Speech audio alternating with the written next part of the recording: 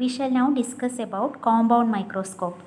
ഒരു simple microscope ഉപയോഗിച്ച് നമുക്ക് കിട്ടാവുന്ന magnification maximum 9 less than equal to 9 ആണ് മാക്സിമം മാഗ്നിഫിക്കേഷൻ. അതായത് ഒബ്ജക്റ്റിൻ്റെ 9 ടൈംസ് മാഗ്നിഫൈഡ് ആയിട്ടുള്ള ഇമേജ് വരെ നമുക്ക് കിട്ടാം.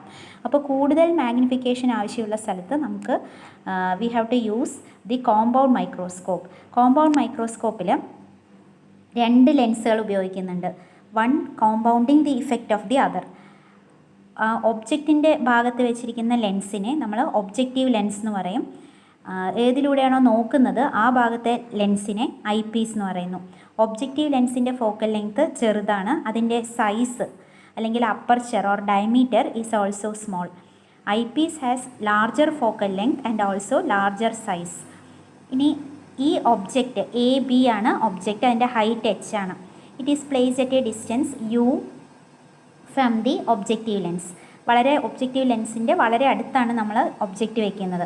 അപ്പോൾ നമുക്ക് ഇതിൻ്റെ ഒരു ഇൻവേർട്ടഡ് ഇമേജ് ഫോം ചെയ്യുന്നു. എ ഡാഷ് ബി ഡാഷ് എന്ന് പറയുന്ന inverted image is formed near the I Ps. ഈ ഇൻവേർട്ടഡ് ഇമേജ് ഐ പീസിൻ്റെ ഒബ്ജക്റ്റായിട്ട് ആക്ട് ചെയ്യുന്നു.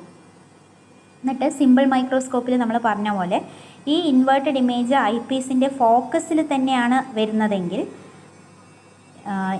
ഒബ്ജക്റ്റീവ് ലെൻസ് ഫോം ചെയ്യുന്ന ഇൻവേർട്ടഡ് ഇമേജ് ഐ പീസിൻ്റെ ഫോക്കസിലാണ് വന്നിരിക്കുന്നതെങ്കിൽ നമുക്ക് കിട്ടുന്ന ഫൈനൽ ഇമേജ് ഇൻഫിനിറ്റിയിലായിരിക്കും. അതല്ല, ഫോക്കൽ പോയിൻറ്റിൻ്റെ ഉള്ളിൽ വന്നു കഴിഞ്ഞാൽ നമുക്ക് കിട്ടുന്ന ഫൈനൽ ഇമേജ് നിയർ പോയിൻറ്റിലായിരിക്കും. അങ്ങനെ 2 കേസുകളാണ് നമ്മൾ പറയുന്നത്. ഫൈനൽ ഇമേജ് നിയർ പോയിൻറ്റിലായിരിക്കും if this A dash B dash is within F. അപ്പോൾ ഇത് ഈ ഇമേജ് ഐ പീസിനുള്ള ഒബ്ജക്റ്റായിട്ട് ആക്ട് ചെയ്ത് we get the final image which is magnified. It is inverted and it is also virtual. അപ്പോൾ വെർച്വൽ, ഇൻവേർട്ടഡ്, മാഗ്നിഫൈഡ് ഇമേജാണ് ഇവിടെ കിട്ടുന്നത്. ഇനി മാഗ്നിഫിക്കേഷൻ എന്ന് പറഞ്ഞാൽ 2 ലെൻസസ് കമ്പൈൻ ചെയ്യുമ്പോൾ നമുക്കറിയാം magnification is the product of the magnifications അല്ലേ. Magnification of objective MO into magnification of eyepiece ME.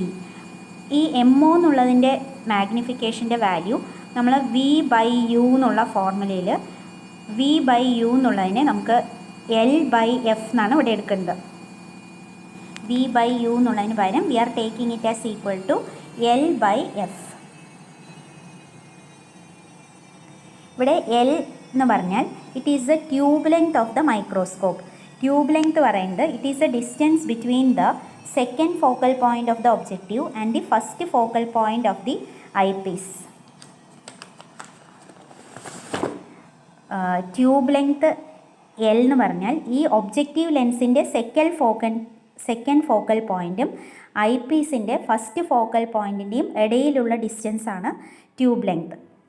അപ്പോൾ V/Uയിലെ നമ്മൾ V എന്ന് പറയുന്നത് L ആയിട്ട് എടുക്കുന്നു. ഇമേജ് ഡിസ്റ്റൻസ്, ആദ്യത്തെ ഒബ്ജക്റ്റീവ് ലെൻസ് ഫോം ചെയ്യുന്ന ഇമേജിൻ്റെ ഡിസ്റ്റൻസ് L ആയിട്ട് എടുത്തു. പിന്നെ ഒബ്ജക്റ്റിനെ നമ്മൾ വെച്ചിരിക്കുന്നത് very near to the objective ലെൻസാണ്. അപ്പോൾ U എന്നുള്ള distance FO, focal length of the objective ആയിട്ട് എടുത്തു, FO ആയിട്ട് എടുത്തു. അപ്പോൾ മാഗ്നിഫിക്കേഷൻ ഓഫ് ദ ഒബ്ജക്റ്റീവ് എന്നുള്ളതിന് V/U എന്നുള്ളതിന് പകരം we are taking it as equal to L/FO. പിന്നെ മാഗ്നിഫിക്കേഷൻ ഓഫ് ദ ഐ പീസിന് 2 വാല്യൂസ് വരാം. ഇങ്ങനെ D/F എന്ന് വരാം, അല്ലെങ്കിൽ 1 + D/F എന്ന് വരാം. Corresponding to 2 different cases.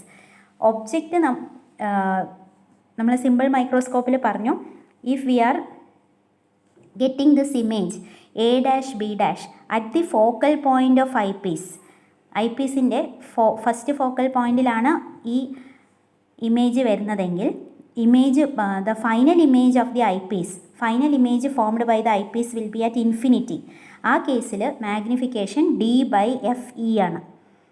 ഇനി അതല്ല, ഈ image A dash B dash എന്ന് പറയുന്നത് വിത്തിൻ F ആണെങ്കിൽ, ഐ പീസിൻ്റെ within the first focal point ആണെങ്കിൽ final image is formed at near point.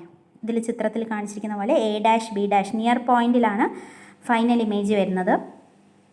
അപ്പോൾ മാഗ്നിഫിക്കേഷൻ്റെ ഫോർമുല ME എന്ന് പറയുന്നത് എന്താണ്? 1 + D/FE ആണ്. അപ്പോൾ നമുക്ക് ആ 2 കേസസിന് കറസ്പോണ്ടിങ് ആയിട്ട് കോമ്പൗണ്ട് മൈക്രോസ്കോപ്പിൻ്റെ മാഗ്നിഫിക്കേഷന് L by F O into D by F E എന്നുള്ള ഫോർമുല വരാം, അല്ലെങ്കിൽ L by F O into 1 plus D by F E എന്നുള്ള ഫോർമുലയും യൂസ് ചെയ്യാം.